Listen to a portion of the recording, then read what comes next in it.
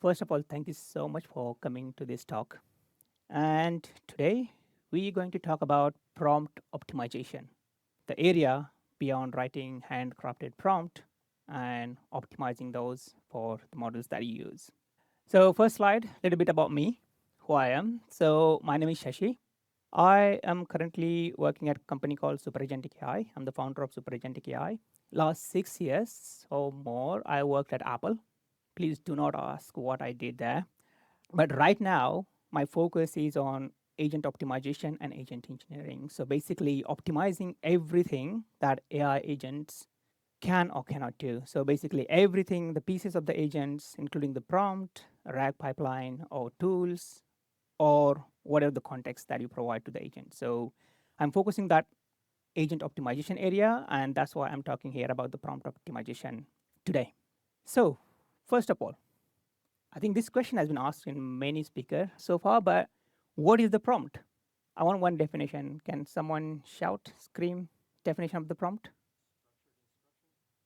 That's great definition. Structured instructions. And that's what it is basically. If you write any prompts for your designing or developing AI applications, so the prompt construct of one or many of these structured pieces or components. So basically, your prompt has a task. So you tell LLM something to do. It also has some reasoning instruction. So you tell how to do it. So maybe you can say things step by step or take a deep breath and use your own language skills to do that. Prompts can also have a tool definition. So basically, if you see the Cloud Codes prompt, they have a lot of tool definitions embedded inside the prompt. It also has the instructions. So basically, you're telling LLM to do things in specific way.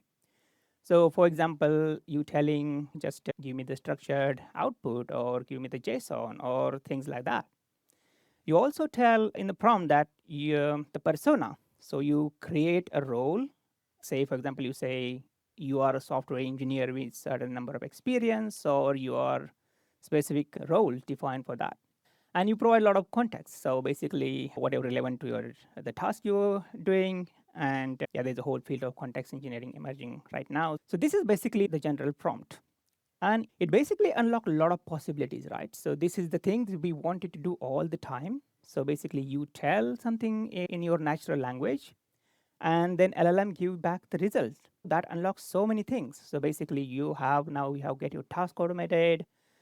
You have influencer now, right? So right now, if you go your LinkedIn feed right now, check, scroll, everybody's influencer there, right? So it allows you to create content, and obviously everybody knows a lot of things now. And then the prompts allows you to write agents, build agent. So basically, you can build agents with the prompts like workflows and all these tools. The content creation. So now content creation becomes so cheap. So basically, you just tell what to write, you get back the things. A lot of people become entrepreneur like myself because now I can do whatever I wanted and I can start my business and stuff like that. So people previously don't know how to code. Now the vibe coding unlocked because you tell what you want to build and you will get that built. So that is always we wanted, and the prompt engineering unlocked that skills. Before I talk about optimization, I want to take the step back and compare the prompt versus code. The reason I'm comparing prompt versus code, I will tell you a bit later, but let's go through this step by step process like what is the prompt and what is the code. So let's first think about the definitions. So, how you define the code is basically you are engineer, you define the structured logic. So, you define function, you have clearly defined inputs and outputs, and you know what you're going to get back when you run this code. Prompt, you define natural language. This is a free form text, or if you're using multimodal things, images or videos. Execution. So if you run your code, you can measure what you're getting back. So for example, if you execute your function, what you're getting back, so that you can expect something what you wanted and write tests against that. Versioning. So the code you can put into the source control system like Git or whatever you're using. The prompt, there are some tool emerging, but versioning the prompt is painful. So you can't like just, okay, this is the version of prompt I wrote today and tomorrow and things like that. There's some tools, but it's a kind of painful process. So testing. So how do you test your prompt? So basically testing the prompt is basically unless you get output from LLM, which is like varied, so it's very, very hard. And for the code, it's automated. So you can write unit tests, you can write integration test or API test or whatever kind of testing you're doing, you can do that with the code. Next thing is optimization. If you're writing the code, you have optimizer. So you can profile your code, run against different memory type, and then you can optimize your code, what you're doing. So make it better for faster and all this thing. There are tooling for that. So you have profilers and a lot of code optimizers there. So prompt optimization, people are doing prompt optimization, but this is fairly manual process right now, and we can cover what are the tools available later in the session. And the documentation. So you don't need to document your prompt, right? Because it's defined in the natural language. So you don't need to write a documentation for your prompting because there's no point because it's self-explanatory. Your code needs documentation because if you're not a programmer, then you probably don't know what's going on there. So you need a documentation there. The reason I compared code and prompt because when the Gen AI comes, like a ChatGPT is released, a lot of frameworks evolves, and the software engineering ideas getting into that prompting, and a lot of framework evolved on top of that to build applications, the LangChain, the Llama Index, and whatever. So nowadays they call themselves agent frameworks. But what the frameworks allows you to do is basically get the strings of the prompt, chain them together, write in the code, and now the things get messy. Now what do you look like? This is a very simplified version, but your prompt's probably looking like this. You have big chunks of line of text written in the variable, and then you are basically storing that prompt inside the variable, a Python variable or somewhere there. So basically now this prompting techniques, you're using it in the things, that can be problematic. Why this is problematic? Because if you return the prompt in that way, they're brittle. Because if you run the prompt now, and if you run the same prompt after a couple of minutes, it will give a different result. Probably same or probably different result because they're brittle. So you can't guarantee the same output. If you run the same prompt against different model, they will likely to give a different output. As you write this prompt in this format and you write like more and more instructions, your performance get degraded because you're providing too much context there. And say, for example, your underlying model change. So you write the prompt for GPT-4, GPT-5 release. Now you have to do that prompt tinkering again. So now you have to get that long, massive prompt to work for the GPT-5. And the main problem is that creates the lock-in. So basically, if you write that prompt, you targeted a specific model. Say, for example, you write it for GPT-4 at that time. You specifically write your system to be work for that specific model. So if you want to change the model, it's become very hard because you have to do that job again. So that creates a lock-in. And you are not supposed to lock in for any specific system, any specific model, any specific programming prompting guide or anything. So that's the problem we're trying to solve today. So what are the options now? So obviously, you can do that prompt tinkering again and again, spend your time doing this crazy brittle work. Or if you have control of your model, then you can go deep inside it and do some reinforcement learning, update the weights of the model, fine tune it. You have options to do that. And the option we're discussing today is a prompt optimization, which potentially is cheaper than all of these options here. So what is a prompt optimization? So it is self-explanatory, like you refine your prompt to be better, to give you better results. So intentionally or unintentionally, we are doing it every time because if you type something, you don't get better result, you just try to write better prompt so that you get better result. So what you do basically, we're trying to find the best prompt for your model. And you generate some traces internally. And how do you know your prompt is better? Because you need some sort of like evaluation that we heard about evaluation, and we have some metrics to the measure against so that we know what we evaluating or what we're optimizing against are good enough. So there are two kinds of prompt optimization techniques. So one is manual and some are automated. The manual, there are some tools I mentioned here. I don't know, there could be many. I apologize if some of you here and I'm not mentioned there, but the tools like Prompt Layer, Prompt Puppet, and the recent library Prompt Arise, which is about prompt learning. So you can do this manually, refine your prompts by providing the large data set, then you can get your prompt optimized for these things. But these two tools I'm talking about today, one is called DSPy and another one is called Japa. The reason I'm talking about this tool because I'm not affiliated with these tools anymore. So why I'm talking about, because there are so many industry experts, probably you hear about them. So the Toby, the CEO of Shopify, said that the DSPy and Japa are currently underhyped. They need more attention. The Drew, the CEO of, I think, a Dropbox, Dropbox, he also tweeted about the Japa and the DSPy. And recently, if you heard last week, OpenAI released the prompt optimizer. So if you heard about them, some people claim on Twitter or X that they're using Japa under the hood, but it turned out like they're not using Japa right now, but they are actively looking to explore this possibility, whether they can use it or not. So this is why we're talking about this right now, because the context exploded. So previously we have smaller models, smaller contexts. We have to have limitations, like we have to put everything inside the small window. And we know we have limited context to provide the model to get output. So we automatically optimizing ourselves to fit into that window. But the context explode. Now we have millions of tokens, right? So that's why context engineering born, because we are checking everything there and then seeing what works. It's become hard when you do put a lot of information there, the model get confused, and the whole field of context engineering that we hear in one of the other talk, or like you hearing everywhere now. The model changes regularly now. So every week there's a new model coming up with the new capabilities that you want to use.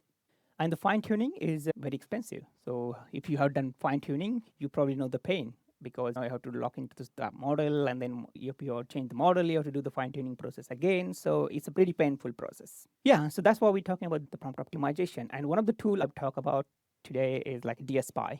How many of here heard about DSPy before? That's cool. A few hands. So DSPy basically makes your prompting more programmatic. And basically you can, rather than prompting, you write a program to deal with the language model. So it has a few concepts like signatures. Signatures means like you define your task in signature, you just define your inputs, outputs, and that's it. Or maybe some context in between. And the modules, as its name suggests, you can refer modules as a prompting techniques. So basically chain of thought or predict or react. So the DSPy has a different model. So you can swap the model on signature that you wrote. So you don't have to swap entire prompting technique. So basically you just have written a signature or a task for something, and you need to just need a plain response. You can do that. Now you need like a step-by-step thinking. So you can replace that module from predict to the chain of thought. So it's just a swapping of the model, give you like a different result. It has optimizers. DSPy has so many optimizers so far. So label, few short, the Copro, MiPro, there are so many optimizers that allows you to optimize your prompts. All these optimizers, what they need from you is basically the ground truth data. So you have to collect your examples, like what your success look like. So you collect your examples, maybe tens or hundreds or thousands, and then that will be used for optimizing your prompts and your AI system. And finally, it allows you to write a program, or you can say the pipeline. You can just create a different module for different tasks, and then like you can just write like a normal software engineering. So you can just put into for loop, or like maybe write your crazy software engineering logic in there, and like you create a pipeline for your things. And what this gives you basically, I'm sorry if you're not readable, but it basically allow your entire AI system into this piece of code. So basically what we're doing here is basically we're defining the language model, what you want to use. I just put GPT-4 mini there, but you can change it to anything, whatever you want to use. And signature is a piece of the things I written there is a sentence and sentiment. So they basically what we're saying here, I am inputting the sentence, give me back the sentiment, and that's it. That's what you need to define. And the module there is called chain of thought. If you see the DSPy or chain of thought there. So this is basically, I'm using the chain of thought module. So tomorrow you don't want to do that chain of thought reasoning. You want to go by normal plain text things. You can swap that chain of thought with the predict or maybe react if you want to use the tools. And you define your training set, give some examples. So I put 3 examples there. This is how it is. This is my sentence. This is my sentiment. And then you define some metric to measure against, and you optimize. So I use DSPy, also comes with a JEPA optimizer. So in optimization step, what we can do is basically we get task LLM. We currently define GPT-4o mini, and we also get the reflection LLM. So basically the reflection LLM is a bigger LLM that will write a prompt for your system and give you the best prompt for the system that you're building. And once you run this optimization, you get the best optimized prompt for your system. And this is the thing I just talked about. Like it has lots of what is signature, what is there's different modules, there are different optimizers, and you can use it with any models. So whenever you wanna swap the model, what you need to do basically you have pipeline, change the model, run the optimization, optimize your pipeline against the new model, and you're done. You don't need to do that brittle prompt engineering or prompt tinkering things again and again. And the JEPA itself has its own library, but it also can be used as a DSPy optimizer. And what JEPA allows you to do is basically it automatically iterate your prompt, it create multiple iterations, and it uses a natural language feedback from the language model itself to reflect on its own mistakes. And rather than previous optimizers, you have to collect lots of cold examples and the ground truth data. So JEPA, you just need a few examples, and it will use the language model capability to create a best prompt for you. So it creates a lot of iteration of these things. It select the best performing prompt. It uses some algorithm inside, and then it will give back like a best prompt for you. So for JEPA, it looks like this. Basically, you don't have to use DSPy or any other library. You can use JEPA by itself. You define your train set. You define your seed prompt, is like your initial prompt that you're trying to optimize. And then you just run optimization using the optimize function there. So you only thing you need to do like how many metric call you want to make, and then what reflection LLM that you are going to use. And at the end of this pipeline, you will get your optimized prompt. And yeah, so that's what about DSPy and JEPA. So as I said, I have not tied to this tool, but the concept and the theory behind these tools are so powerful. You can apply the concept in whatever you're doing, and you can use this tool or don't use this tool, doesn't matter, but the theory and the concept are so powerful, so you can use that today. So I want to talk about context engineering because this is the area, there was whole talk there I just heard. Basically now, previously we used just one prompt, now you're putting a lot of things like while building your systems. Now you have prompt, your RAG, your tools, your memory, and everything. So that becomes like we need to optimize for everything now, not only just prompt, but like you have to go through all these layers. Now we're talking about context engineering, and last week Stanford released another paper called agentic context engineering. So now it is now become even crazy. So what they define is basically your context. If you do context engineering, your context is still static, right? So it shouldn't be static because you curated a lot of things from here, there, your MCP, RAG, and everything. You curated the context, but if it goes to LLM, it's still static. It shouldn't be static. It is like they provided a framework, like a structured framework, so that you can have your context as a living playbook. So basically, you have context, and then you can update regularly using the LLM feedback or different techniques. So this is still the very newest paper, like literally released last week or something. So the things is changing very fast. So every week, next week you might find something else. It's one thing is sure is basically we need to do the optimization at regular interval because it's a continuous process. It's not like I done optimization, I'm done. I done my job. It's not like that. Iterative process. You have to do it like continuously. Not only you just optimize your prompts, but you need to optimize like pieces of your agentic system or AI system that you're building. So go through the RAG or tools or memories and all these things.